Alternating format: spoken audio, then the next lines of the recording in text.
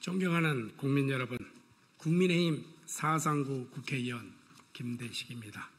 오늘 저는 학력 인구 감소로 인해 위기를 겪고 있는 학교법인과 사립대학의 정상화를 위한 구조 개선, 해산 및 청산을 체계적으로 또 안정적으로 관리하고 지원함으로써 학생, 교직원 등 대학의 구성원을 보호하고 대학의 건전한 발전과 고등교육의 경쟁력 강화에 이바지하는 것을 목적으로 사립대학의 구조 개선 지원에 관한 법률안을 대표 발의하며 이와 관련한 내용을 말씀드리고자 합니다.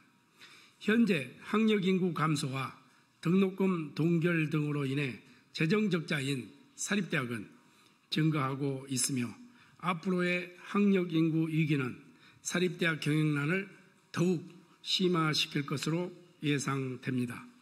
실제 재정 적자 대학은 교비회계 자금 계산서 기준 2012년 27개교에서 2022년 77개교로 증가하였고 통계청 자료에 따르면 학력 인구 만 6세에서 17세 추이는 2023년 534만 명에서 2043년 307만 명으로 감소할 예정입니다. 최근 5개년 내 파산에 의한 폐교대학은 3개교이지만 재정 악화에 따라 자진 폐교를 한 1개교가 발생하여 대학 현장을 긴장시키고 있습니다. 더욱이 지역의 사립대학이 붕괴되는 경우 대학이 지역사회의 허브로 기능하는 상황에서 지역경제 침체 등 미치는 파장이 큰 점을 볼 때 경영이 어려운 사립대학의 경영 정상화를 추진하고 한계 상황에 이른 대학은 통폐합 등 체질 개선에 정책적인 근거를 마련하기 위한 법제화가 시급한 상황입니다.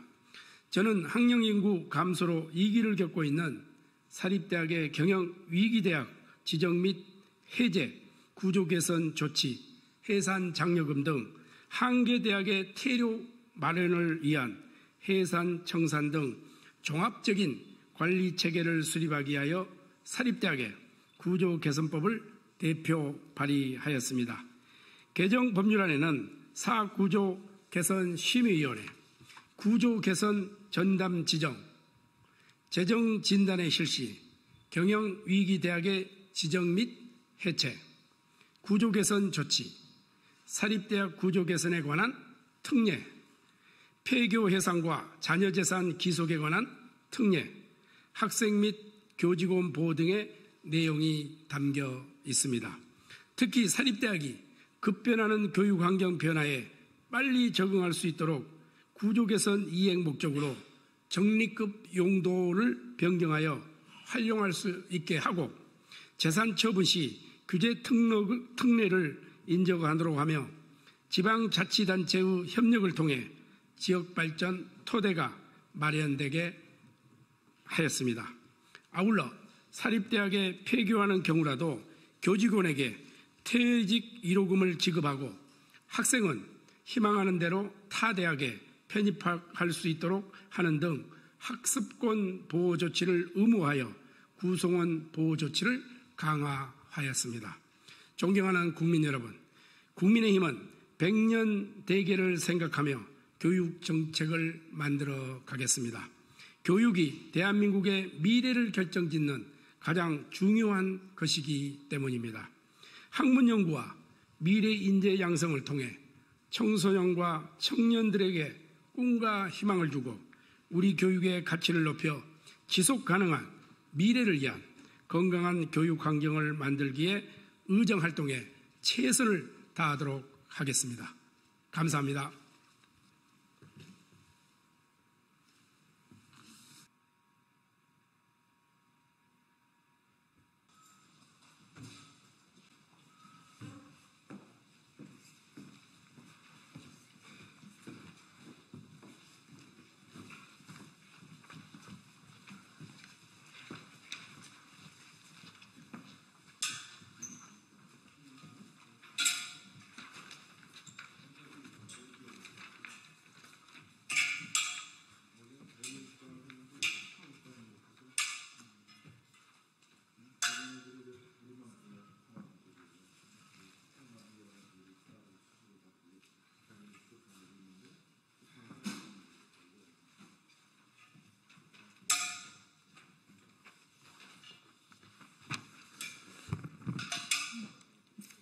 예, 지금부터 증거인멸을 시도한 현대중공업 임직원들의 엄벌을 촉구하고 하도급법 개정을 촉구하는 기자회견 시작하도록 하겠습니다. 지금 조선업이 호황이라고 합니다. 그렇지만 여기에는 수많은 하청 노동자들 그리고 하청업체들의 피눈물이 섞여 있습니다. 최근 법원에서 현대중공업 임직원들의 그 갑질, 그다음에 하도급 대금 후려치기 행위, 그다음에 증거인멸 행위에 대해서 무죄를 선고했던 1심 결정을 뒤집고 유죄를 선고한 바 있습니다. 그래서 오늘 더불어민주당 을지로위원회 의원님들 그리고 조선 3사 하도급 대책위 민변민생경제위원회 참여연대 경제기술센터가 함께 기자회견 열게 되었습니다. 오늘 오신 분들은 발언 다 하실 거기 때문에 따로 소개는 드리지 않고 바로 발언 청해 듣도록 하겠습니다. 첫 발언은 더불어민주당 을지로위원회 위원장이신 박주민 의원님 발언 청해 듣겠습니다. 예, 안녕하십니까. 박주민입니다. 최근에 현대중공업이 본인들이 저질렀던 불법 행위를 은폐하기 위해서 증거를 인멸했다라는 혐의로 진행됐었던 형사재판 2심에서 유죄를 법원이 선고했습니다. 직원들이 사용하는 PC 102대와 하드디스크 273대를 교체해서 하도급법 위반 및 파견법 위반 관련 자료를 삭제하도록 한 것이 인정이 된 것인데요. 이런 행위를 일개 개인의 일탈 행위로 볼 수는 없을 것입니다. 당연히 중공업이라는 회사 차원에서 이루어진 일이라고 보는 것이 맞을 것 같고요. 그리고 그들이 이런 행위를 했다는 것은 반대로 명확하게 하도급법 위반 행위 및 파견법 위반 행위가 있었음을 반증하는 것이다라고 생각이 듭니다. 그래서 관련된 사건에 대해서 검찰의 수사나 법원의 판결이 신속하게 이루어져야 된다고 생각을 하고요. 그것을 통해서 대기업의 이런 하도급법 위반 행위라든지 이런 것들도 고쳐져 나가야 된다고 생각합니다. 저희들은 국정감사를 통해서도 문제 제기했지만 이후에도 지속적으로 관련된 문제에 대해서 관심을 가지고 개선해 나갈 수 있도록 노력하겠다는 말씀 드리겠습니다. 이상입니다. 예, 다음은 더불어민주당 민병덕 의원님 발언 청해 듣도록 하겠습니다.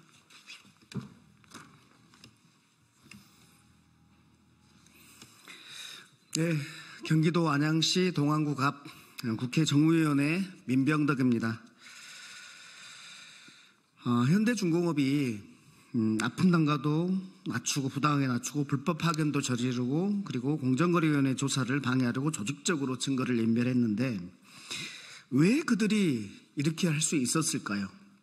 이거는 현행법도 공정위도 그리고 법원도 두렵지 않았기 때문입니다.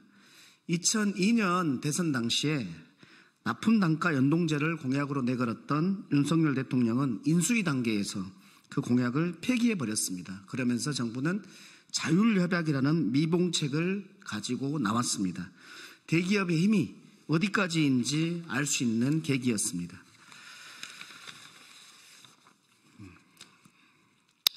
이 하도급법 위반 증거인멸 사건의 2심에서는 그들의 범죄가 인정되었지만은 납품 단가 우려치기에 대한 과징금 처분 취소성에서는 아직도 고등법원이 그들의 편을 들고 있습니다.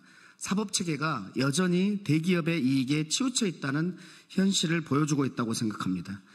중소기업 협동조합과 전문건설협회에서 조사한 자료에 따르면은 원자재 가격이 급등해도 납품 단가에 반영되지 않은 경우가 절반을 넘는다는 것입니다. 이런 문제를 해결하기 위해서 저희는 정무위에서 1년간 치열하게 싸웠고 마침내 작년 6월에 납품 단가 연동제를 담은 하도급법을 본회의에서 통과시켰고 2003년 10월 4일 시행되기에 이르렀습니다. 이 법이 얼마나 잘 집행되고 있는지에 대해서는 저희가 또 감시할 생각입니다. 이런 납품 단가 연동제 입법화는 시작에 불과합니다. 앞으로도 해결해야 될 과제가 많습니다. 하도급 계약에 포함된 부당한 특약을 사법적으로 무효화시키고 원청에서 하청까지 모두 표준계약서를 사용하도록 의무화하는 법을 바꿔야 한다고 생각합니다. 하도급법을 강화하고 법 집행이 제대로 이루어지도록 해야 됩니다. 대기업의 불법적 행위를 막기 위해 국회가 더욱 나서겠다는 말씀을 드립니다. 감사합니다. 예, 다음 발언은 더불어민주당 김남근 의원님 발언 듣도록 하겠습니다. 한국을 대표하는 현대중공업 같은 조선 회사가 그 공정거래위원회 같은 공적 조사기관의 조사를 노골적으로 방해하고 증거를 인멸한 행위는 이러한 그 한국을 대표하는 대기업의 사회적 책임이라는 측면에서도 비난받아 마땅한 것입니다. 이렇게 그 정상적인 준법 경영을 하지 않는 그런 기업들에 대해서는 유럽이나 미국의 주요 대기업들 경우에 있어서는 거래를 제한해야 되는 그런 규범까지 만들어지고 있는 실정입니다. 아마도 이럼에도 불구하고 현대중공업 같은 대기업들이 공정거래위원회 조사를 방해하는 이유는 일단 조사를 방해한 후에 시간을 끌면서 사건을 흐지부지 만들거나 대형 로펌들을 통해 가지고 로비를 통해서 처벌을 완화하는 그런 작업을 하려는 그런 의도에서 한 것으로 보여집니다. 실제로 공정거래위원회의 많은 직원들이 대형 로펌이라든가 대기업들에 취업을 해서 공정거래위원회를 상대로 한 로비스트로서의 역할을 하고 있는 것도 엄연한 사실입니다. 공정거래위원회가 좀 더 이러한 공정거래 출신 대형 로펌이나 대기업 임원들의 로비에 대해서 철저하게 스스로를 방어하고 엄격한 규율을 만들고 조사에 있어서 좀 더 철저하고 이러한 조사 방해에 대해서는 엄단하겠다라는 그런 철저한 조사의 태도들을 보여주는 것도 이 사건의 중요한 교훈이 아닐까 생각이 듭니다. 우리 법원에서도 이런 준법 경영 의식이 거의 바닥 수준에 있는 이런 대기업들에 대해서는 법이 허용하는 한도에 있어서 최대한 처벌을 통해서 이런 대기업들이 준법 경영을 하도록 유도할 필요가 있고 이 현대중공업 사건에 있어서도 우리 법원이 지금까지 보여준 태도와는 좀 방향을 바꿔서 대기업에 좀 더 준법 경영을 요구할 수 있는 그런 방향으로 판결을 해야 된다고 생각합니다. 그런 점들을 다시 촉구하도록 하겠습니다. 예, 다음 발언은 더불어민주당 윤태선 의원님 발언 듣도록 하겠습니다. 죄송합니다. 김태선 의원님 발언 듣도록 하겠습니다. 안녕하세요. 저 울산 동구 현대중공업이 위치한 지역에서 활동하고 있는 더불어민주당 김태선입니다. 현대중공업의 하청 노동자 규모가 공식적으로 1만 2천 명이 넘습니다. 이게 공식적으로 정규직보다 하청 비율이 더 높고 비공식적으로는 실제로 70%까지 상회한다는 조사도 있는 게 사실입니다. 조선산업이 하도급, 하청의 재하청 구조로 이어진다고 하지만 현실적으로 그럴 수밖에 없다고도 주장하고 있지만 그렇지는 않습니다.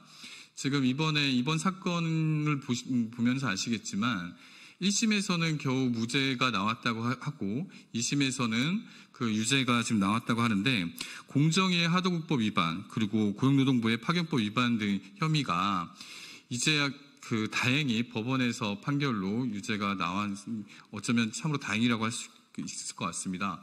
3심이 남았는데 대법원 판결을 지금 기다려 보겠습니다. 그리고 이번 국감에서 현대중공업 이상균 대표가 국감장에 나와서 안면 인식기 문제라든지 그리고 국가 중요시설 현대중공업에 드론을 띄워서 노동자의 파업을 감시한다든지 그리고 경비대가 노조원들을 폭력으로 해서 전치 4주를 입었던 등 부당노동 행위 등이 있었던 것에 대해서 앞으로 이런 일이 발생하지 않도록 명심하겠다고 재벌방지 대책을 내놓겠다고 말씀했습니다. 이 부분이 좀 잘 지켜질 수 있도록 한번 우리 정치권에서 관심 있게 지켜볼 것이고 향후에 이 재판이 어떻게 진행되는 것인지 지금 피해를 받으신 분들과 함께 엄중하게 지속히 꾸준히 이 사안을 지켜보도록 하겠습니다. 고맙습니다. 예, 다음 발언입니다. 더불어민주당 이강일 국회의원님 발언 듣도록 하겠습니다. 네, 청주시 상당구 이강일 의원입니다. 현 윤석열 정부가 경제 논리를 펴는 데 있어서 자율 규제를 자꾸 얘기를 하고 있습니다.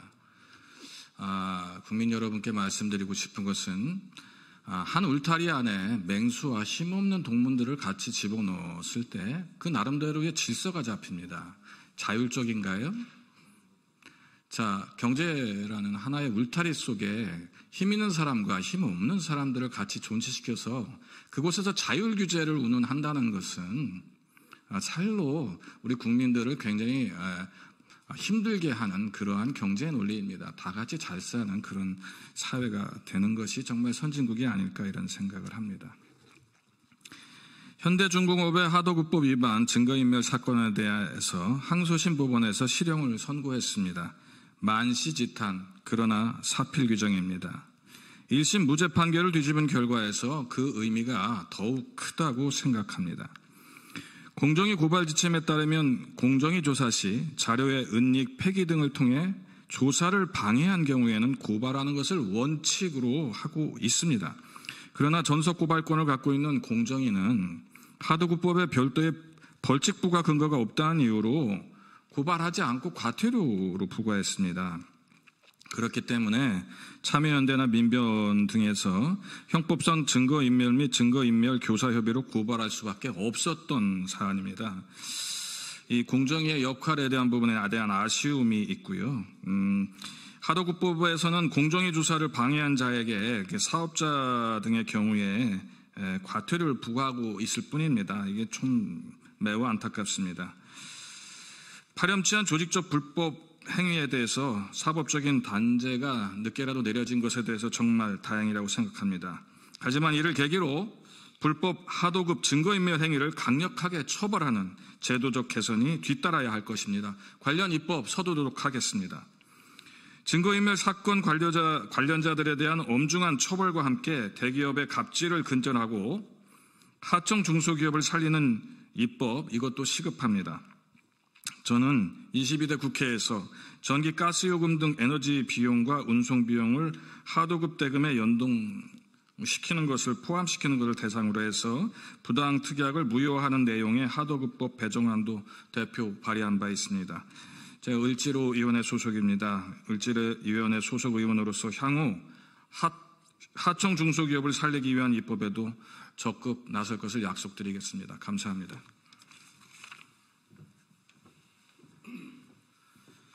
예, 앞서 의원님들께서도 많이 말씀해 주셨지만 다행히 이번 2심에서는 유죄가 나왔습니다. 그렇지만 지난 1심에서는 무죄가 나오면서 많은 하청업체들의 속을 까맣게 태운 바 있습니다. 공정위에서 내렸던 208억 과징금도 사법부에서는 석연치 않은 이유로 203억 원을 취소하는 판결을 내려서 지금 2심이 진행 중에 있습니다. 이렇게 갈팡질팡 판결이 내려지는 동안 하도급 업체들의 속은 정말 새까맣게 타들어가고 있습니다. 심지어 이 일로 현대중공업이나 관련 업체들의 일감을 거의 받지 못하는 지금 이런 상황입니다. 조선삼사 하도급 대책위원회 한익길 위원장님 발언 청해 듣도록 하겠습니다. 현대중공업 하도급 갑질 피해 하청업체 대책위 위원장 한익길입니다. 우리 대책위는 지난 2016년에 45억 사기 공작 합의서에 와해되었다가 2017년 국회 환도의 국감에서 부당한 현대중공업을 고발하면서 어렵게 현재까지 진행하고 있습니다. 2017년에 고용노동보호지청에 나는 불법 파견 사업자라고 셀프 고발을 하였고 2018년에 중소벤처기업부에 상생협력법 위반으로 먼저 고발한 이후 2018년 공정거래위원회의 하도급법 위반으로 고발을 하였습니다. 위에 대한 고발 사건이 스스도 어려웠지만 그 조사 또한 더디게 불합리하게 불공정하게 진행되는 동안 현대중공업과의 1심 민사소송은 패소를 하였으며 유리하게 진행되던 다른 민사소송도 공정위 조사나 고용노동부 조사 결과를 보고 진행하자는 재판부의 판단에 따라 진행한다고 하였지만 결과는 변하지 않았습니다. 이유는 우리가 제출한 증거가 하나도 채택이 되지 않았고 피해 하청업체들의 일방적인 주장이었을 뿐이라는 말 같지 않은 이유였습니다. 2018년 공정위 고발 후 세종정부종합청사 공정위 앞 집회에서 저희들은 이렇게 이야기했습니다. 공정위의 직권조사는 재벌들에게 시간 벌어주기다. 자료 삭제, 현직 합청업체와 자료짜 맞추기 등 증거 조작에 활용하고 있다는 정황이 나타나고 있어 매우 우려할 상황이 발생하고 있다. 따라서 피해 하청업체에 대한 조사도 병행하여 거대 조선업체들이 정보 조작을 하지 못하도록 직권조사할 것을 요청하였습니다. 였는데 역시나 그렇게 현실이 되었습니다. 현대중공업 사내협력사는 도급을 위장한 인력 파견에 취했습니다. 현대중공업의 사내협력사들은 인력 투입을 요구하고서도 법망을 피하기 위해 허위 계약서를 작성하는 방식으로 사내협력사들에게 일방적, 자의적 결정한 대금을 지급하고 있습니다. 사내합청들은 자발적인 견적서를 제출하지 않으며 공사 실적 입력을 하지 않습니다. 공사 대금이 얼마인지 알지 못한 상태에서 먼저 일을 시작합니다. 2019년도 기자회견에서 우리 대책위는 조선업 사내협력사 근로자들에 대한 일자리 및 생활안전 대책이 이루어지지 않고 있으며 현재의 근로자들은 조선업계를 떠날 수밖에 없으며 향후 조선업 경기 회복 시 우리나라 조선사들은 인력 수요를 숭당할 수 없을 것이다. 그렇게 우리가 주장하였습니다. 지금 현실입니다. 조선업이 이러한 것을 그때 깨달았기 때문입니다. 2017년 환노위 국정감사부터 2022년 정무위 국정감사까지 정인으로 참석한 현대중공업 월급 대표사들 모두는 국정감사 이후 전부 교체되었으며 해결된 것은 하나도 없습니다.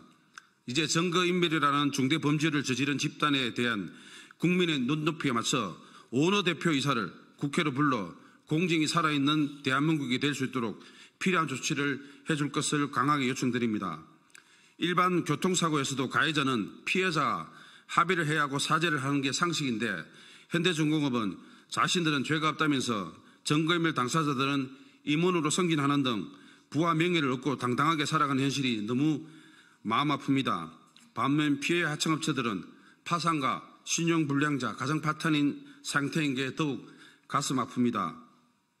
또한 지난 국회에서 하지 못한 조선업 하도급법 신설 개정과 공정위 과징금을 피해 구제의 일부라도 사용할 수 있는 법안과 공정위 신고 포상금 등을 얼들을 위해 실질적인 활동을 해줄 것을 촉구하고 부탁드립니다. 감사합니다. 예, 마지막 발언입니다. 조선화도급 문제 계속 지속적으로 대응해 오셨습니다. 민변민생경제위원회 김남주 위원장님 발언 듣도록 하겠습니다. 네, 소개받은 김남주 변호사입니다. 현대중공업은 이제라도 잘못을 인정하고 피해자를 위로해야 합니다. 현대중공업은 자타가 공인하는 세계 넘버원 조선소입니다. 세계 최인류는 기술력뿐만 아니라 윤리의식, 준법의식도 인류여야 하고 협력업체와도 공정한 계약관계를 유지해야 그 명성을 얻을 수 있고 유지할 수 있습니다. 그런데 최근 판결을 통해서 현대중공업 임직원들이 증거를 인멸하는 범죄가 확인되었고 유죄로 인정되었습니다. 공정거래위원회가 하도 갑질 혐의를 조사하기 위해서 현대중공업 사무실을 현장 조사하기 전에 현대중공업은 대량의 하드디스크 등을 숨기고 파기했습니다. 공정위에 제출하지 않았습니다. 증거인멸 유죄 판결은 당연한 판결이고 사필 규정입니다. 대법원에서 진행될 상고심에서도 유죄 판결이 유지되길 기대합니다. 증거인멸에 대한 단죄에도 불구하고 남은 과제가 많습니다. 증거가 인멸되다 보니 하도급 갑질을 입증할 증거가 없는 것입니다. 피해 하청업체들은 피해 구제들을 받을 길이 없습니다. 현대중공업은 이런 피해 기업에게 반성과 상생의 의미로 성의 있는 피해 구제를 하기 바랍니다. 그리고 다시는 하도급 갑질을 반복하지 않고 증거인멸을 하지 않도록 자체적인 예방 시스템을 도입하기 바랍니다. 제도적으로는 하도급법에 자료 삭제와 같은 공정위 조사를 방해하는 행위에 대해서 처벌 공백이 있습니다. 공정거래법에는 그 처벌 규정이 있지만 하도급법 등 나머지 공정위 관할법에는 없습니다. 국회는 이런 입법의 미비를 신속히 시정해야 할 것입니다. 또 조선산업에서 하도급 갑질을 방지할 법제가 마련되어 있지 않습니다. 조선산업에서는 공수라는 단위로 계약대금을 정하는데 현행 하도급법에서는 그에 대한 규정이 없습니다. 그래서 공수를 산정하는 산정식, 각종 지수 그리고 상세 물량을 계약서에 기재하도록 하는 하도급법 개정이 필요합니다. 저희 민변과 참여연대는 증거인멸 사건을 고발했고 조선 하도급 갑질 근절을 위해서 계속 노력해왔습니다. 근본적인 제도 개선을 위해서 피해 기업들과 연대를 계속하면서 노력하겠습니다. 감사합니다. 예, 오늘 시간 관계상 기자회견 문은 서면으로 대체하도록 하겠습니다. 그럼 이것으로 기자회견 마치도록 하겠습니다.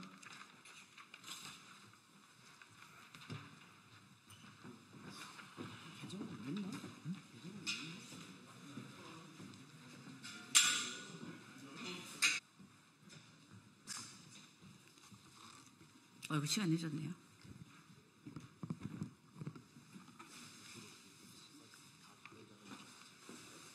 안녕하세요.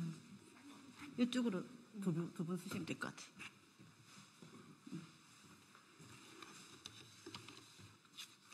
네, 반갑습니다. 비정규직 노동자 의원 진보당 정혜경입니다. 감정노동자 보호법 6년 됐는데요. 그 과정에 다시 실태조사가 필요하다는 기자회견입니다. 감정노동자 1천만 명 시대에 감정노동자들을 보호하기 위한 감정노동자보호법, 산업안전보건법 개정안이 시행된 지 이제 6년이 되었습니다. 그러나 현장은 아직 충분히 보호받고 있지 못합니다. 상담 전화에서는 노동자를 보호해야 한다는 법 안내 멘트가 흘러나오지만 계속되는 폭언을 견디면서도 전화를 끊을 수가 없습니다. 폭언 이후 감정을 추스를 새도 없이 다시 가면을 쓰고 업무를 시작해야 하기도 합니다. 노동자로서의 존엄과 인권을 위협받는 일들이 아직도 현장에서 벌어지고 있습니다. 감정 노동자를 보호하기 위한 이 법의 취지를 제대로 시행하기 위해서는 무엇보다 현장 노동자들의 목소리가 반영되어야 합니다. 그런 취지에서 오늘 177개의 사업장 노동자들의 목소리를 발표하는 기자회견을 하게 되었습니다. 이 노동자들의 목소리에 귀를 기울여 주십시오. 오늘 기자회견은 먼저 참가하신 분들 소개하도록 하겠습니다. 한인임 이음 이사장님 오셨습니다. 이선명 공공운수노조 경기지역본부 국민권익위원회 공무직 분회장님 오셨습니다. 신희철 공공운수노조 희망연대본부 공동본부장님 참석하셨습니다. 발언은 순서대로 한이님 우리 이사장님께서 감정노동사업장 실태조사 결과 발표를 하실 것이고요. 두 번째는 피해 사례, 감정노동자 당사자 피해 사례 발표를 이선명 우리 분회장님께서 하시겠습니다. 그리고 세 번째 발언으로 감정노동사업장에 대한 고용노동부의 관리감독을 촉구하는 발언을 신희철 희망연대 본부장님께서 하시도록 하겠습니다. 순서대로 발언하도록 하겠습니다.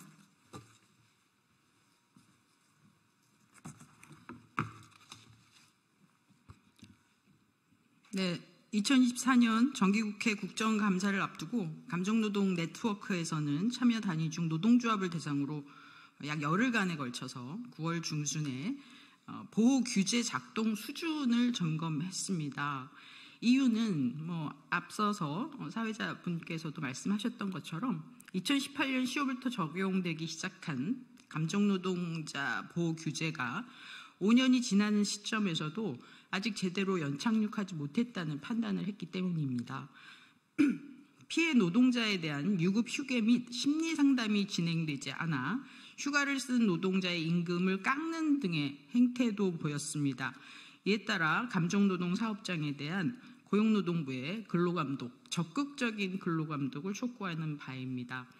이번 사업장 실태조사는 177개의 사업장에서 물론 이제 노조가 있는 곳밖에는 접근할 수 없었기 때문에 참여를 하게 됐고요.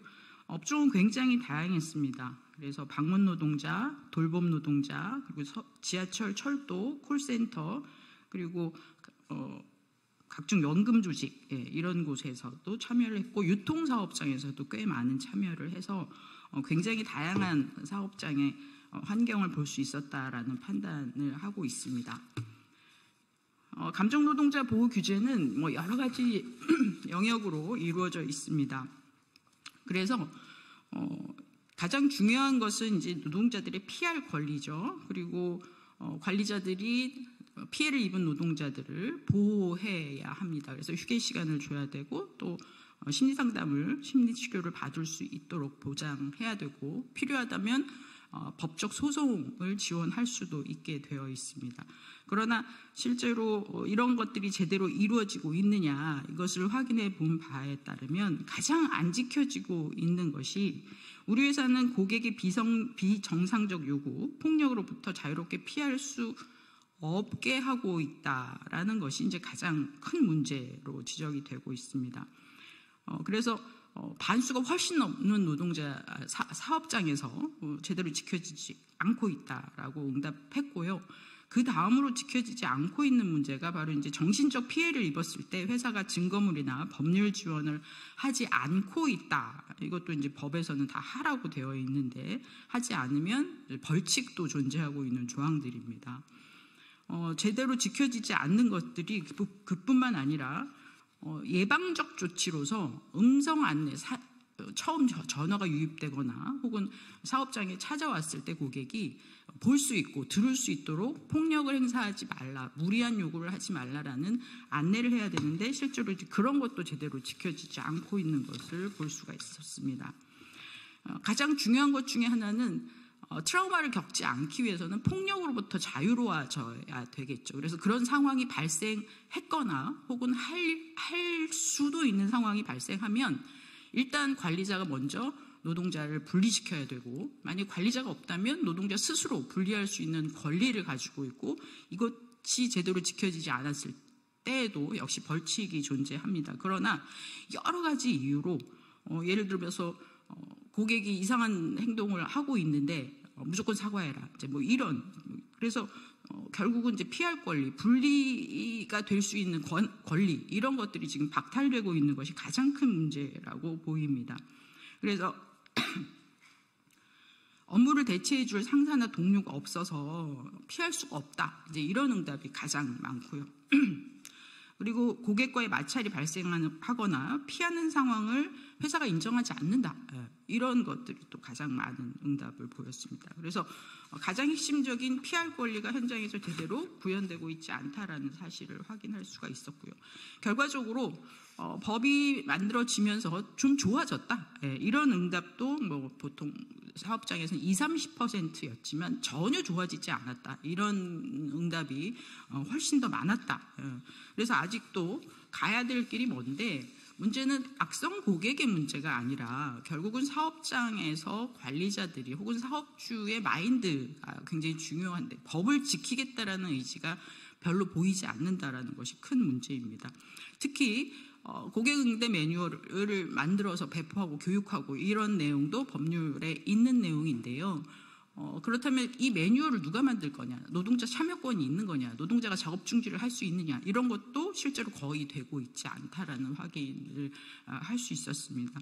그래서 종국적으로는 지난 5년 동안 중대재해 문제도 굉장히 심각하고 더 난제들도 많지만 지금 가장 급격하게 산재 발생 증가율을 보이고 있는 분야가 바로 이제 정신건강 훼손 문제인데요.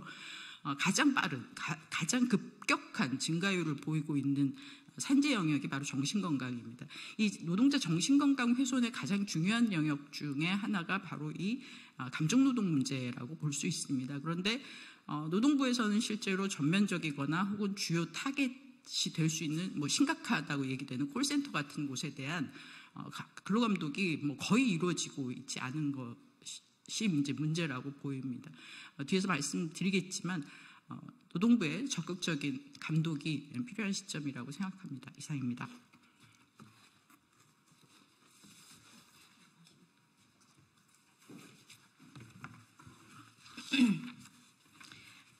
네, 안녕하십니까. 저는 국민권익위원회 소속으로 정부 민원 안내 콜센터에서 중앙정부, 지방자치단체, 공공기관의 산하기관까지 정부에 변경되는 정책과 다양한 상황을 정부를 대신해 국민께 안내드리고 있는 정부 민원 안내 콜센터 노동자입니다.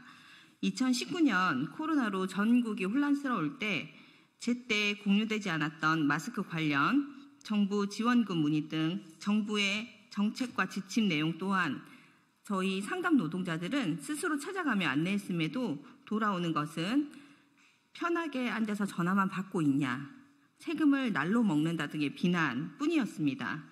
그 누구도 겪어보지 못한 일이었기에 당연한 비난이라고 생각했습니다. 올해 2월 지방 세입 정보망 시스템 개편으로 상담 노동자들은 또 한 번 무너져야 했습니다. 보안이 취약하다는 이유로 차세대라는 이름을 붙여 1,900억 원이라는 어마어마한 세금을 들여 개편했지만 이름이 무색할 만큼 보안은 취약해 다른 사람의 정보가 조회되는 것은 물론 납부해야 되는 세액이 맞지 않게 부과되거나 납부한 세액조차 확인되지 않는 등 수많은 오류들이 발생되었고 8개월이 지난 지금도 여전히 그 수많은 오류들은 계속되고 있습니다. 그 불편함은 오롯이 사이트를 이용하는 국민들의 몫이며 상담사들은 국민들의 욕받이로 전락하여 상담 노동자들은 국민들에게 신뢰를 잃고 있습니다. 지방세 관련 문의가 1년에 정부 민원 안내 콜센터에 평균 25만 건 문의가 있는 데 비해 24년 2월 20일 동안 26만 건의 문의가 있었습니다. 옆에 동료가 우울증 진단을 받고 또 다른 동료는 성대 결절로 인해 목소리가 변했으며 대부분의 동료들은 불안과 소화불량, 두통은 만성이 되어 퇴근 후 잠들어도 악몽에 시달리다 결국 퇴사를 결심하고 떠나는 동료들도 보았습니다. 정부 민원 안내 콜센터 상담사들은 상담사 퇴사자는 정년 퇴임자를 포함해서 1년에 한두 명 정도이나 8개월이 지난 지금 몇 년을 함께 동고동락했던 저의 옆에 저는 7명의 동료를 잃었습니다. 10여 년 전 상담사 보호 방안을 그 어느 기관보다 먼저 시행했던 정부 민원 안내 콜센터는 아직도 그 자리에 머물러 전 국민을 대상으로 하는 상담의 차단과 거절은 용납할 수 없다고 합니다. 정부 민원 안내 콜센터 상담 노동자들은 중앙행정기관의 소속이라는 이유만으로 생활임금조차 적용받지 못하고 그저 최저시급이 올라야지만 급여가 오르는 최저임금 노동자이기도 합니다. 최저임금법 부칙 제2조 2항에 따라 식비 전액이 최저임금에 산입되어 있어 입사 5년 미만 노동자들은 식비를 제외하면 최저임금보다도 적은 금액을 받는 상담 노동자입니다. 그러나 소속기관인 국민권익위원회는 상담 노동자에 대한 대책 마련은커녕 매년 예산은 기획재정부, 시스템 오류는 행정안전부 등 다른 부처 핑계를 대며 제대로 된 항의조차 못하고 있습니다. 비난과 비하 발언에도 본인의 업무에 최선을 다하기 위해 하루하루 버텨내고 있는 상담 노동자들에게 국민권익위원회는 예산이 부족하다, 위원회라 권고밖에 할 수 없다라는 변명만 하고 있습니다. 저번 달 정부 민원 안내 콜센터 상담사들은 정부 지침에 따라 운영했던 재택근무자들이 4년 반 만에 10월 15일부터 복귀를 시작했습니다. 범정부 AI 기반 통합 콜센터 서비스 구축으로 더는 미룰 수가 없기 때문입니다. 허나 국민권익위원회는 업무 환경 개선에 코로나 전에도 근무했던 환경이 달라질 이유가 없다라며 업무 환경 개선에 대한 아무런 대책도 없이 다시 열악한 환경 조건으로 상담 노동자를 몰아넣고 있습니다. 의자를 조금이라도 빼면 다닐 수 없는 의자 사이의 간격과 화장실도 부족해 쉬는 시간에는 아래 위층으로 화장실을 찾아 헤매기도 합니다.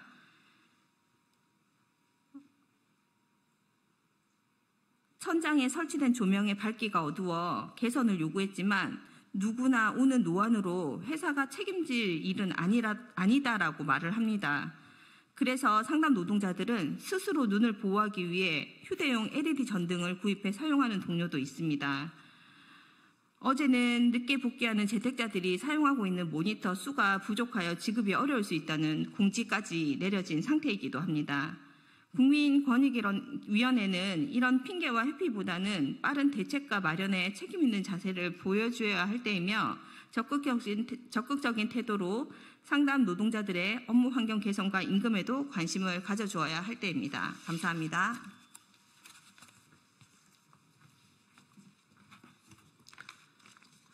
예, 반갑습니다. 민주노총 공공운수노조 더불어사는희망연대 본부 공동본부장 신희철입니다. 감정노동 사업장에 대한 고용노동부의 근로감독을 촉구합니다. 민주노총 공공운수노조는 지난 6월 공공기관과 민간기업 콜센터에서 일하는 상담노동자 792명을 대상으로 감정노동자 보호법이 제대로 이행되고 있는지 조사한 결과를 발표하고 고용노동부에 실태조사를 촉구한 바 있습니다.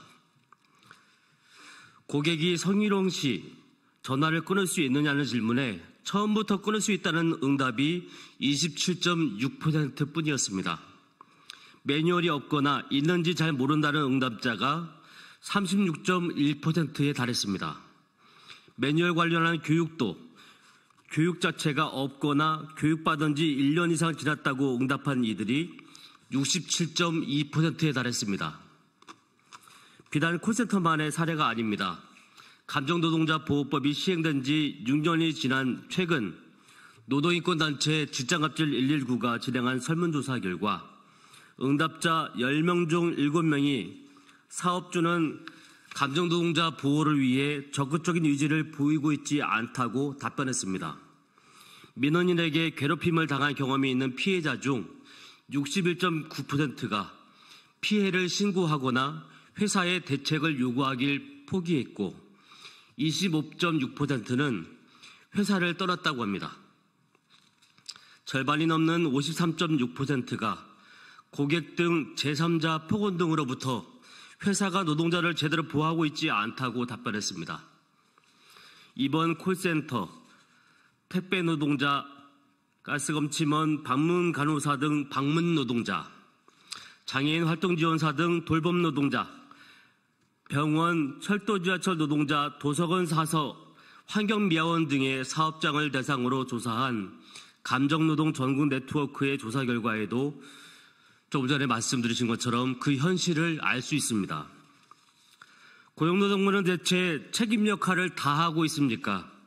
지난 2021년 국가인권위원회 콜센터 인권현황 실태조사 연구용역 결과 발표 국회 토론회에서도 작년 감정노동자보호법 5주년 토론회에서도 참가한 고용노동부 담당자에게 분명히 제기했습니다. 올해 들어서도 여러 차례 제기한 바 있습니다. 뭐 하나 진행된 게 없습니다. 정부 차원의 정기적인 감정노동 실태조사와 이행 점검이 필요합니다. 감정노동 사업장에 대한 근로감독이 절실합니다. 감정노동 사업장 범위가 광범위하다면 노동조합이 있어서 그 실태를 제대로 증언할 수 있는 사업장들 혹은 노동조합은 없어도 제보가 있는 사업장들이라도 먼저 근로감독을 진행하십시오. 언제까지 손 놓고 있을 거란 말입니까? 더불어 공무원 악성민원 보호대책 강화와 함께 공공부문이든 민간부문이든 고객응대 보호대책 개선이 이뤄져야 할 시점입니다. 6년 전 도입된 감정노동자 보호법과 각종 매뉴얼은 사용자의 의무를 제대로 담지 못하고 있습니다.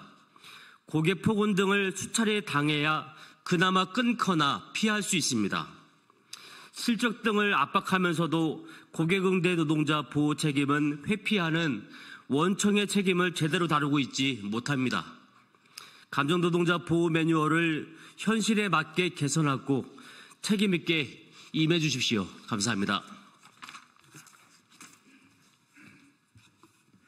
예, 오늘 고용노동부 산하단체 국정감사가 있습니다. 저도 오늘 감정노동자 보호 관련해서 실태조사할 것을 촉구하도록 하겠습니다. 이것으로 기자회견 마치도록 하겠습니다. 수고하셨습니다. 고생하셨습니다. 지금 감사 시간이 돼가지고요.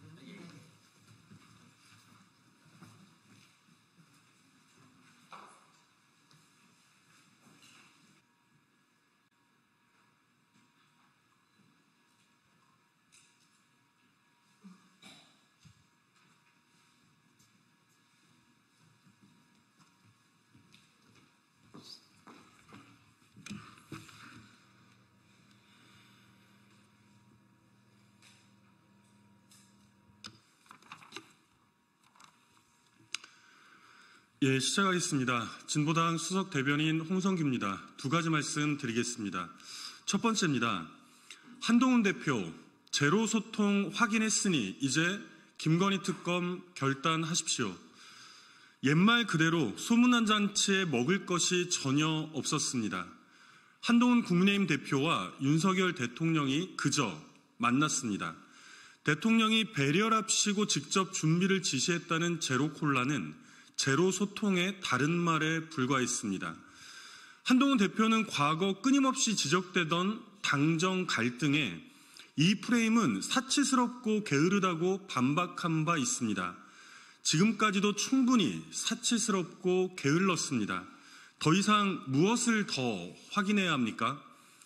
한 건, 두 건 쌓여서 이제는 종합 특검이 되어버린 주가 조작과 명품백 수수를 넘어서 국정농단과 국기문란이라는 그야말로 중대 범죄로 커져버린 김건희 특검을 더 이상 거부하겠다는 것이야말로 명백한 반헌법적 발상 아닙니까?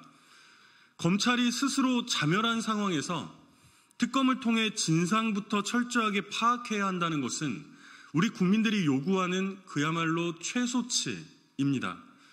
충분히 거듭 확인했으니 이제 한동훈 대표의 결단만이 남아 있습니다. 우리 국민들이 던진 공은 지금 한동훈 대표에게 가 있습니다. 두 번째입니다. 충격적인 강혜경 씨의 증언, 낱낱이 진상부터 파악해야 합니다. 어제 국정감사에 증인으로 출석한 김영선 전 의원의 회기 책임자 강혜경 씨의 증언에 우리 모든 국민들이 깊은 충격에 휩싸였습니다. 위증하면 처벌받겠다는 선서를 하고 입을 연 강혜경 씨의 증언은 그 하나하나가 모두 중대하고 심각한 범죄 행위들입니다. 대한민국의 대통령 선거 과정이 조작된 여론조사로 공정하지 못하게 치러졌습니까? 아무 권한도 없는 대통령 배우자가 집권 여당의 국회의원 공천 과정에 마구 개입했습니까? 대통령 당사자와 정치 브로커 사이에 불법적인 검은 거래가 횡행했습니까? 이 검은 커넥션에 대통령을 필두로 서울시장 등 광역자치단체장들, 집권 여당의 숱한 의원들, 그리고 집권 여당 당대표를 역임했던 이준석 개혁신당 의원까지 줄줄이 연루되어 있다는 것이 정녕 사실이란 말입니까? 그래서 그 어느 누구도 감히 명태균이란 사람에게 고소고발장도 날리지 못하면서 벌벌 떨고만 있는 상황입니까? 터져나온 증언 중 극히 일부라도 사실이라면 대한민국의 민주주의와 법치주의를 그 뿌리부터 뒤흔드는 중대 범죄에 다름 아닙니다. 검찰은 이미 자멸한 상황에서 특검이 되었든 국정조사가 되었든 신속하게 그 진상부터 파악해야 합니다. 지금 즉시 낱낱이 사실관계부터 확인하는 것, 우리 국민들에게 더 이상의 충격과 혼란을 방지하고 대한민국의 헌정 질서를 지킬 수 있는 그야말로 유일한 길입니다. 이상입니다.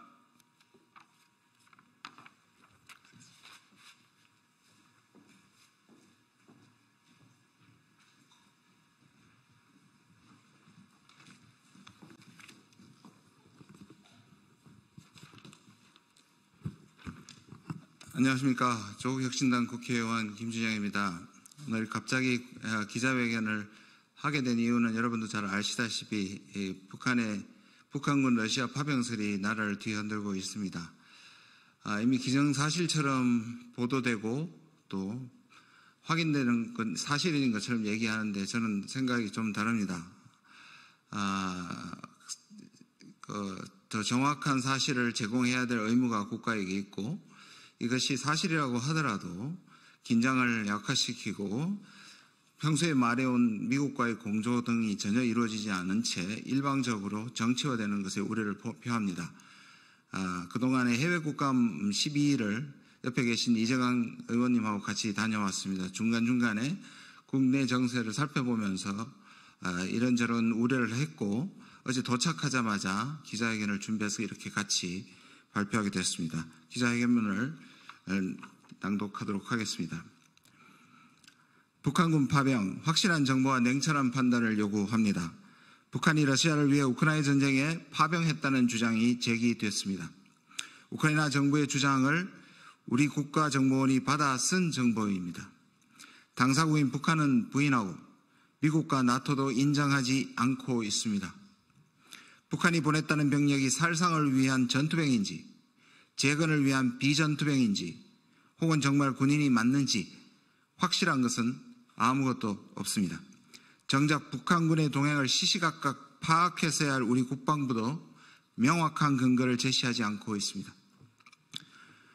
도대체 뭘 어쩌자고 이런 소동을 벌입니까? 우리 정부는 어제 주한 러시아 대치타를 초치했습니다. 정부 고위 관계자는 우크라이나에 더 많은 살상무기 수출 가능성까지 언급하고 있습니다. 마치 북한과 러시아가 우리를 상대로 중대 도발이라도 한 것처럼 호들갑을 떨고 있습니다. 이어서 읽겠습니다. 이재강입니다. 개인과 스포츠 앞에서는 흥분할 수 있습니다. 그러나 전쟁 앞에서는 냉철해야 합니다. 우크라이나 전쟁은 우리의 전쟁이 아닙니다. 우리의 동맹인 미국이 공격받는 전쟁도 아닙니다. 러시아가 우리를 적대시하는 것도 아닙니다. 확실하지 않은 정보로 긴장을 키우는 것은 위험천만한 불장난입니다. 정부는 북한군 파병에 관한 더 확실한 정보를 확보해야 합니다. 설령 북한이 실제 파병했더라도 우리가 나서서 우리 우크라이나 전에 개입하는 것은 최악의 수위입니다. 국내 정치적 위기를 북풍으로 돌파하려는 시도는 이전에도 있었습니다. 그러나 윤석열 정권은 전에 없이 경솔하고 이기적인 독재 정권입니다. 전쟁을 바랄 만큼 무지하며 전쟁이 필요할 만큼 정치적 위기입니다. 윤석열 정권이 불러올 북풍이 어떤 재앙으로 이어질지 매우 우려스럽습니다. 확실하지 않으면 승부를 걸지 말라. 영화에서는 확실하지 않은 승부를 건 노름꾼의 손만 다쳤습니다. 전쟁은 국민의 생명과 재산이 걸린 일입니다. 윤석열 정권은 불확실한 정보에 국민의 생명을 건 전쟁 노름을 중단해야 합니다. 2024년 10월 20일 더불어민주당 이재강, 조국 혁신당 김준형 국회의원. 이상입니다.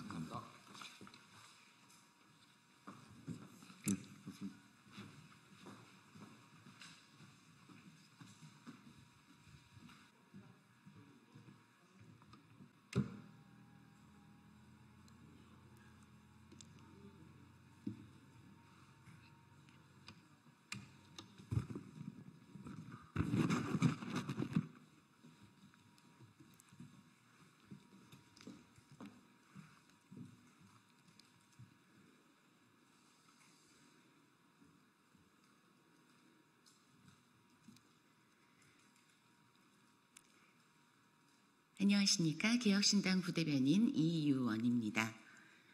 오늘은 이공계 기피 현실에 대한 정부의 대책 마련을 촉구한다라는 제목의 논평하겠습니다.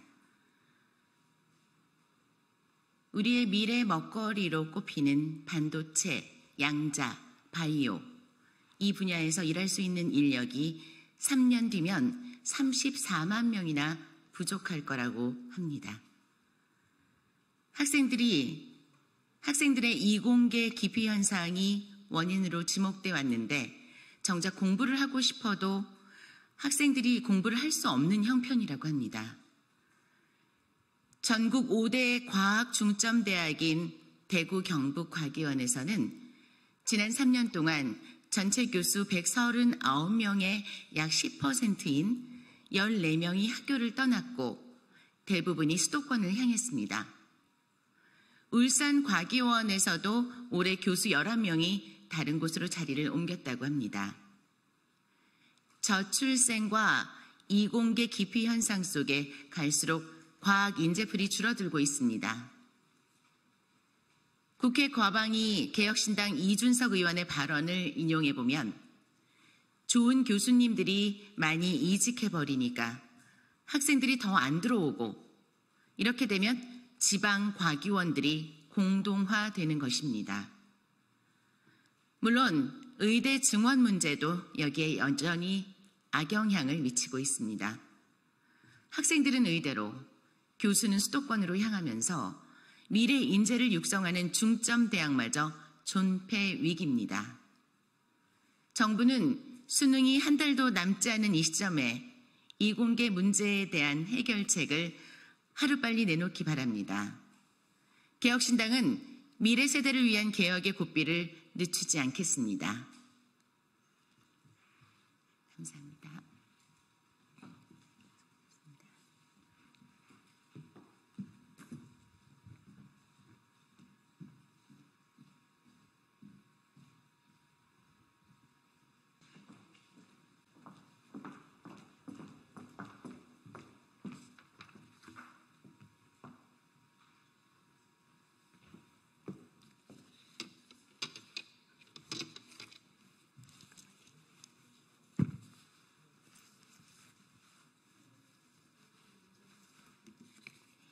안녕하십니까.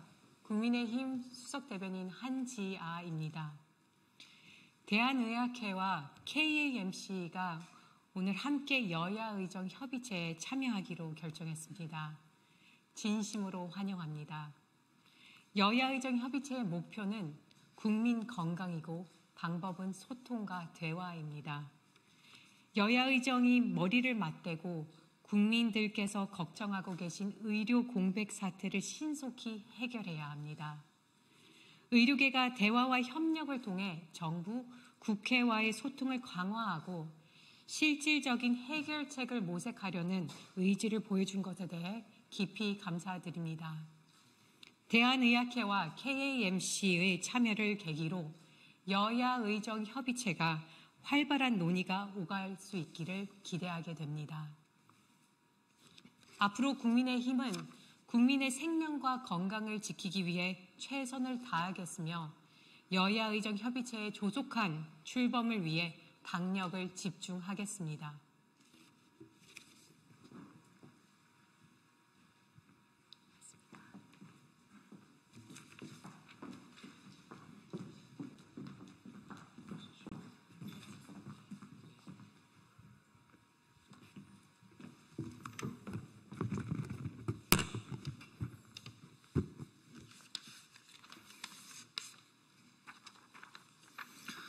예, 안녕하십니까. 국민의힘 미디어 특별위원회 박준태 의원입니다. 금일 방심위 민원인 불법 사찰 사건과 관련해서 방송통신심의위원회 직원에 의한 민원인 사찰 의혹의 구체적 정황이 국정감사 증언을 통해 드러났기에 철저한 진상규명을 촉구하고자 합니다. 민노총 방심위 지부장 김준희는 어제 국감에서 최수진 의원이 IP 주소를 찾아보셨습니까? 라고 물으니 저는 모릅니다. 라고 대답했고 MBC와 뉴스타파에 제공한 사실이 있습니까? 라고 묻자 그것은 여기서 대답할 수 없습니다. 라고 말해 사실상 스스로 언론사에 제보한 것을 인정하였습니다. 민원인 사찰 의혹이 사실로 드러나고 있습니다. 민주당, 민노총 언론노조 방심위 지부, 뉴스타파와 MBC 삼각 공조체제로 방심위에 민원을 넣은 이들의 가족관계와 인척관계 그리고 IP 주소가 모두 유출됐습니다. 이제 두려워서 누가 방심위에 실명으로 민원을 넣을 수 있겠습니까? 방심위 민원인 사찰은 정부의 기능을 조직적으로 방해하고 마비시키는 악질 범죄입니다. 이와 관련해서 방심위 민원인 불법 사찰 피해자들의 대리인을 맡고 계신 이문수 변호사께서 봉지욱 기자 그리고 방심위 전산 담당자 고발과 관련한 입장을 발표하겠습니다. 네, 안녕하십니까. 방심위 민원인 불법 사찰 피해자 변호인 이문수 변호사입니다. 저는 방심위 민원인 불법 사찰 피해자분들을 대리해서 지난 10월 2일 서울지방경찰청에 김만배 녹취록 허위 보도를 일삼은 MBC 및 뉴스타파 등의 언론사들의 보도 관계자들과 이들에게 개인정보 등을 제공한 혐의가 있는 방심위 직원들 및 권익위 직원들에 대하여 개인정보보호법 위반죄, 공무상 기밀 누선죄, 정보통신망법 및 정보 보호 등에 관한 법률 위반죄로 형사고소장을 접수하였고 현재 수사 중에 있습니다. 그런데 10월 21일 국회 국정감사 중 참고인으로 출석한 봉지욱 뉴스타파 기자는 자신이 제공받은 자료에 피해자분들의 IP 주소까지 기재되어 있었다. MBC 관련하여 민원을 제기한 전원에 대해서 신원을 파악하기 위한 조사를 진행하였음을 인정하였습니다. IP 주소는 방심이 온라인 시스템을 관리하는 업무를 담당하는 이가 아니고서는 도저히 파악할 수 없는 정보이므로 방심이 전산 업무 담당자가 관여되었음이 분명하다 할 것이고 이에 따라 IP 주소를 유출한 방심이 직원들 또한 처벌받아야 마땅하다고 보입니다.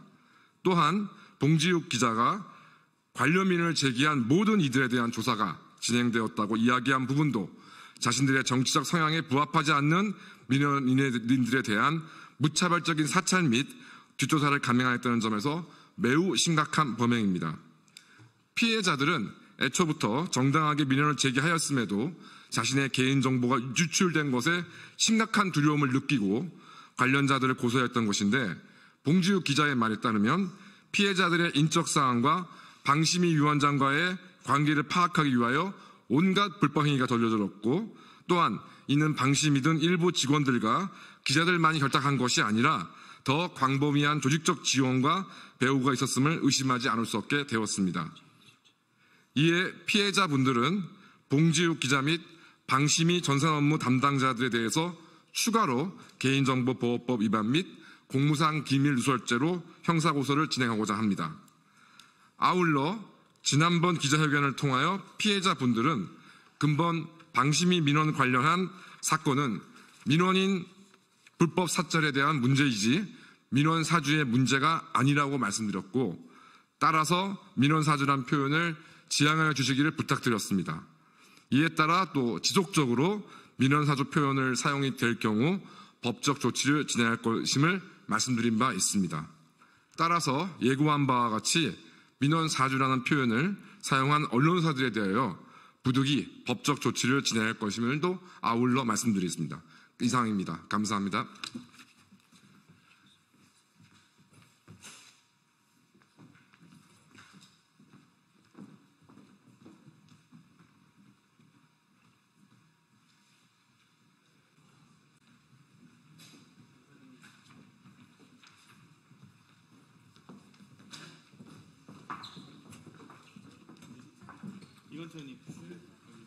안녕하세요.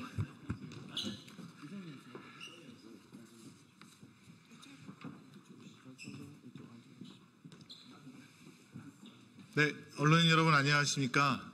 저희들은 더불어민주당 그리고 조국혁신당 법사위 위원들입니다.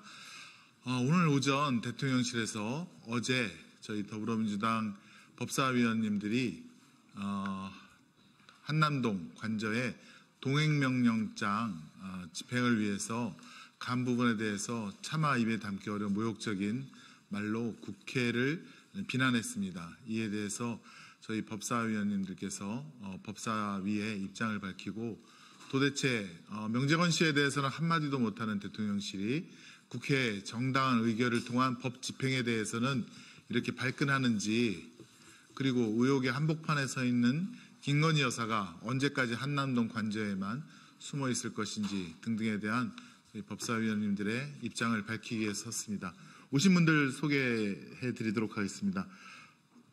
우리 조국혁신당 박은정 위원님, 그리고 민주당 박균택 위원님, 그리고 민주당 전현희 위원님, 그리고 민주당 장경태 위원님, 이성윤 위원님, 이건태 위원님, 박지원 위원님 이렇게 오셨습니다.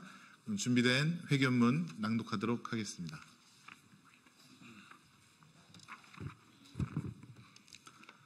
국회 동행명령장 수령 거부, 방해, 김건희 여사와 대통령실 등 국회 증언감점법 절차대로 법적 조치하겠습니다. 오늘 오전 대통령실은 국회 법사위의 동행명령장 발부에 대해 저열하고 폭력적인 정치 행태, 의회 일당 독재의 민낯을 보여주는 행태라고 했습니다. 적반하장도 유분수입니다.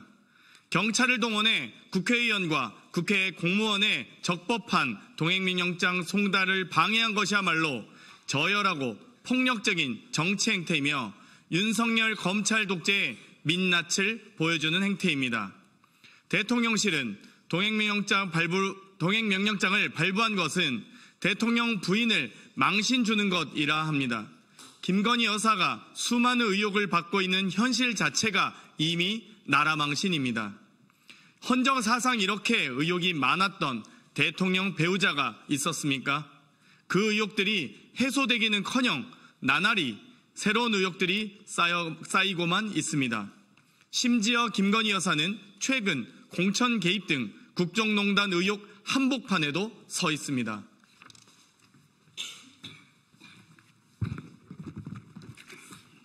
이런 상황 속에서도 김건희와 관련한 의혹들에 대해 검찰과 경찰은 무혐의 처분으로 일관하고 있습니다. 김건희 관련 각종 의혹을 규명하기 위해서 국회가 발의한 국회특검법은 내재적 한계, 이해충돌 논란에도 불구하고 윤석열 대통령의 거부권 행사에 막혀 있습니다. 그런데 이제는 국민의 목소리를 전달하려는 국정감사의 동행명령장까지 고의적 수령 거부의 형태로 방해했습니다. 김건희 여사 혹 혼자 치해복권인 나라에 살고 있습니까? 어제 국회 법사위 소속 의원들을 대표하여 장경태, 이건태, 이성윤 의원이 동행명령장 송달을 위해 직접 대통령 관저 앞으로 갔습니다. 대통령실은 경찰들을 동원해 바리게이트를 설치해 길을 막았습니다. 대통령실 경호처 직원도 아니고 국민을 지켜야 할 경찰이 왜 정당한 동행명령장 집행을 막아서는 겁니까? 누구의 지시로 막은 겁니까? 경호처가 처벌을 위해서 경찰들을 내세운 것 아닙니까? 윤석열 정부다운 비겁한 형태가 아닐 수 없습니다. 수령만 회피한다고 법적 책임을 피할 수 있습니까? 김건희와 대통령실은 늘 그렇듯 모래에 머리 박은 타조처럼 대처하고 있습니다.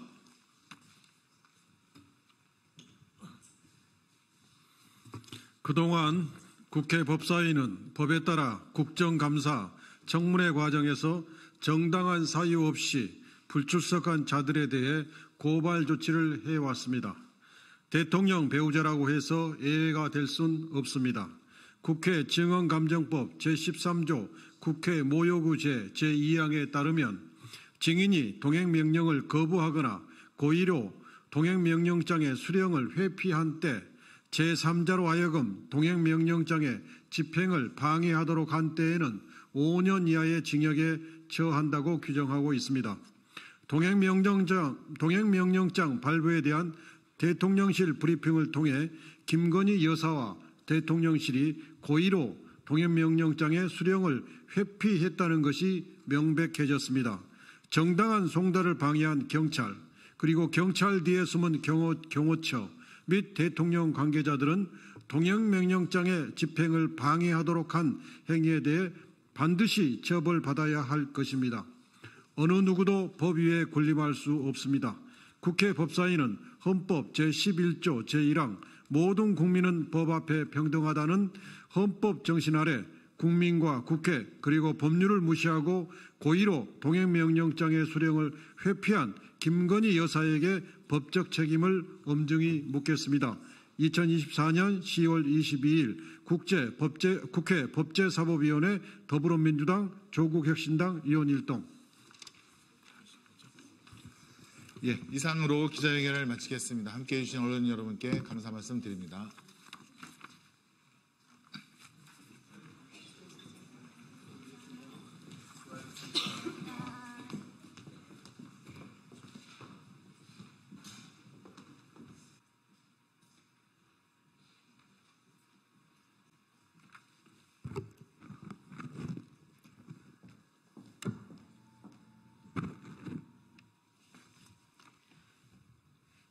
네, 진보당 브리핑 시작하겠습니다. 부대변인 이미선입니다. 12구 이태원 참사 2주기 추모 주간입니다. 시민의 관심과 연대로 진실을 밝힙시다.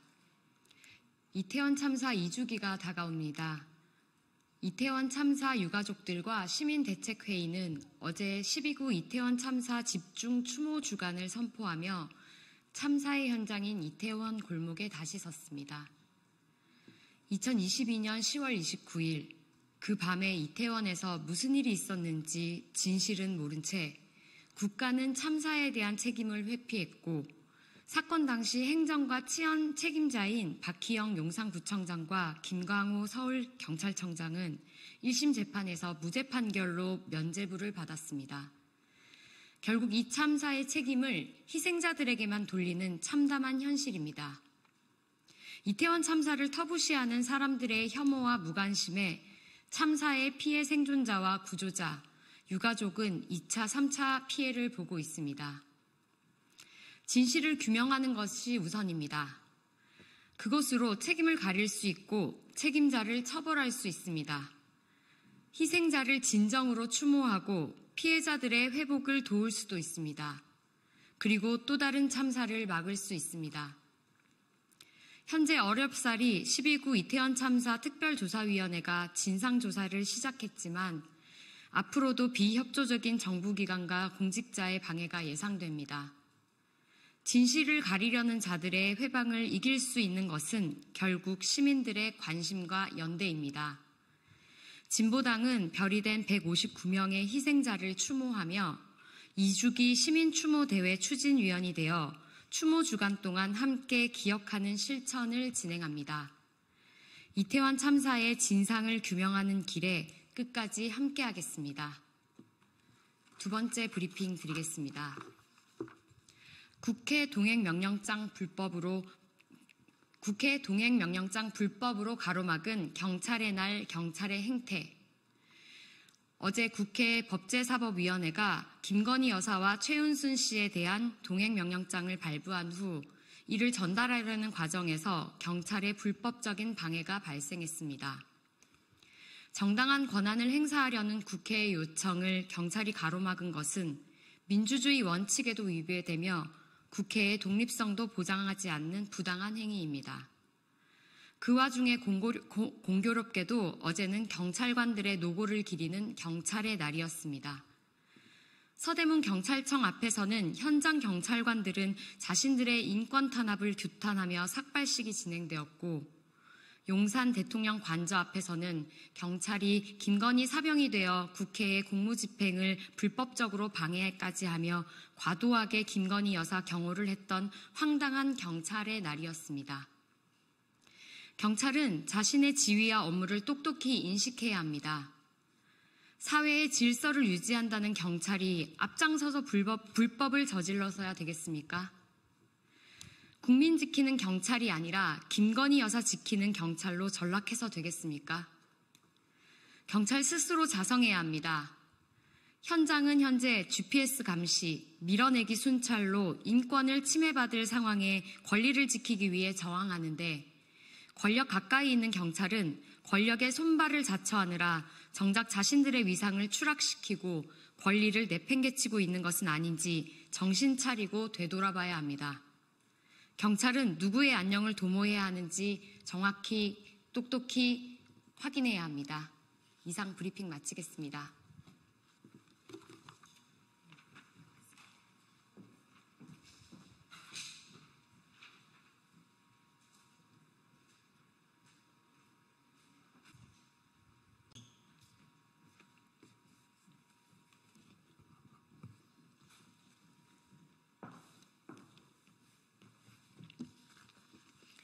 네, 진보당 브리핑 시작하겠습니다. 부대변인 이미선입니다. 국감 출석마저 거부한 박순관 아리셀 대표의 동행명령장 발부는 당연합니다. 화재 참사로 23명의 노동자가 희생되어 구속 중인 박순관 아리셀 대표가 국정감사 출석 요구에도 응하지 않았습니다. 국회의 동행명령장 발부는 당연한 조치입니다. 국회 환경노동위원회가 만장일치로 발부한 동행명령장은 중대재해처벌법 위반 등으로 구속된 사업주의 책임을 강하게 묻는 의미를 담고 있습니다. 유가족의 절절한 호소와 시민들의 강력한 요구에 대한 응답이기도 합니다. 국정감사를 통해 참사의 사실관계를 철저히 확인해야 합니다. 아울러 박순간 대표는 피해자 가족들에게 진정한 사과와 함께 향후 피해 보상 및 회복을 위한 진지한 약속을 해야 합니다. 아리셀 참사와 같은 비극이 다시는 발생하지 않도록 시스템을 점검하고 개선하는 실질적 조치를 이끌어내는 것도 무척 중요합니다.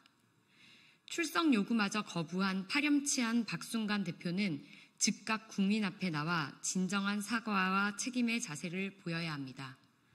가족을 잃은 유족들에 대한 사람으로서 그야말로 최소한의 도리입니다. 이상 브리핑 마치겠습니다. 고맙습니다.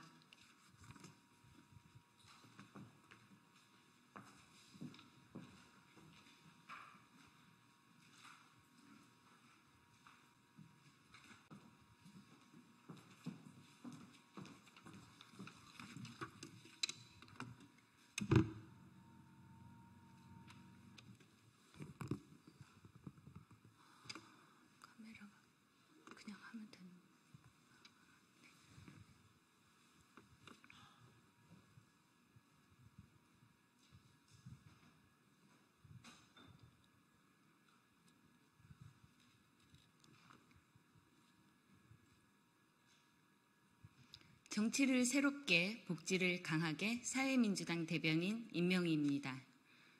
윤석열 대통령과 국민의힘은 대한민국의 흑역사를 어디까지 기록할 예정입니까? 윤석열 대통령실과 국민의힘의 행태가 수치심을 모르고 추락하고 있습니다. 명태균 씨의 대통령실과의 진실 공방, 김건희 씨와 텔레그램 폭로로 국격이 땅에 떨어졌습니다. 명태균 씨는 보란듯이 유력 정치인들 명단을 공개하며 자신의 위치를 과시하고 있습니다. 김건희 씨와 명태균 사이에 영적 대화로 시작해 국사 논의까지 이르렀습니다. 나라의 국정이 동네 반상회만도 못한 처지가 되었습니다. 이쯤 되면 윤석열 대통령은 결단하십시오. 김건희 씨의 부적절하고 불법적 행위에 엄단의 조치를 내리십시오. 김건희 씨가 대외 활동을 자제하거나 말거나 상관없이 나라의 얼굴에 먹칠한 사람이 영부인입니다. 국민들이 수치스럽습니다. 윤 대통령은 사랑꾼 행세는 그만하고 김건희 특검을 수용하십시오. 죄가 없다면 당당하게 수사받으면 될 일입니다. 국민의힘 한동훈 대표는 대통령과 하나만한 기싸움 말고 최소한의 사명감으로 김건희 특검을 당론으로 채택하십시오. 정부 여당이 만들어내는 대한민국 흑역사를 그만 보고 싶습니다. 감사합니다.